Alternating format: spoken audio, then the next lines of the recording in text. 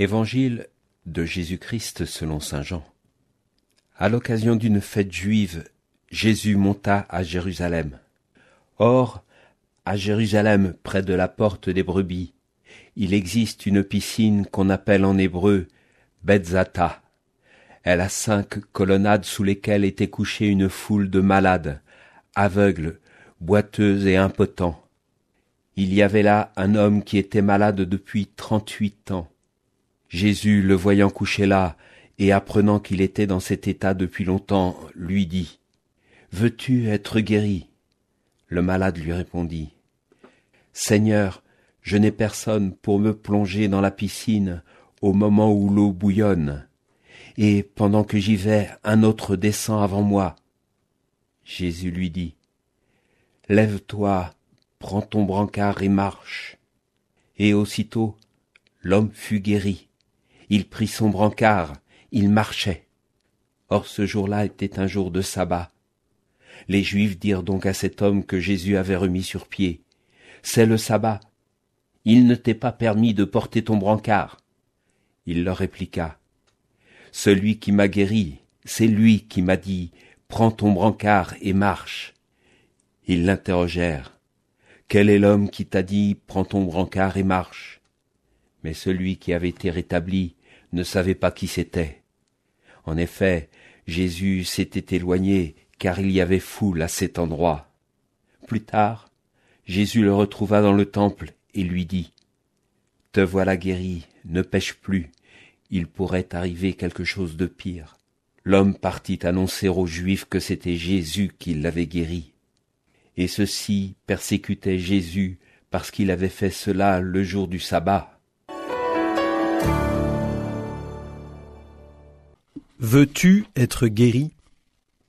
La question peut surprendre, mettre mal à l'aise. N'est-ce pas évident que ce malade veuille guérir ? N'est-ce pas le désir de tout malade de guérir ? La réponse affirmative à ces questions n'est pas évidente, contrairement aux apparences. C'est en tout cas ce que laisse comprendre la plainte de l'infirme, plainte qu'il donne comme réponse à l'interrogation du Christ. Il se plaint de sa situation et de son isolement relationnel. « Je n'ai personne pour m'aider. » Situation terrible de la solitude du malade abandonné, mais aussi drame de celui qui subit sa situation et qui peut être tenté de regarder les autres avec envie et jalousie. N'est-ce pas un peu notre attitude quand nous vivons notre vie davantage en spectateur qu'en acteur ? Devant cette attitude de résignation, Jésus fait surgir la vie par un appel à la responsabilité. Lève-toi, prends ton brancard et marche. Prends ta vie en main après t'être levé. Le vocabulaire de la résurrection employé ici exprime toute la force infinie de la parole de Dieu, qui a seule l'autorité pour nous faire sortir de nos tombeaux, nous faire redresser de nos grabats ou de nos canapés, comme le disait le pape François aux jeunes participants au JMJ de Rio. Mon expérience de curé m'a permis de rencontrer un certain nombre de personnes malades, que ce soit au niveau physique, psychologique, psychiatrique, mais aussi et surtout spirituel. Lors de beaucoup de ces rencontres, la question de Jésus « Veux-tu être guéri ?» m'habitait. Force m'a été de constater que tous ne voulaient pas guérir.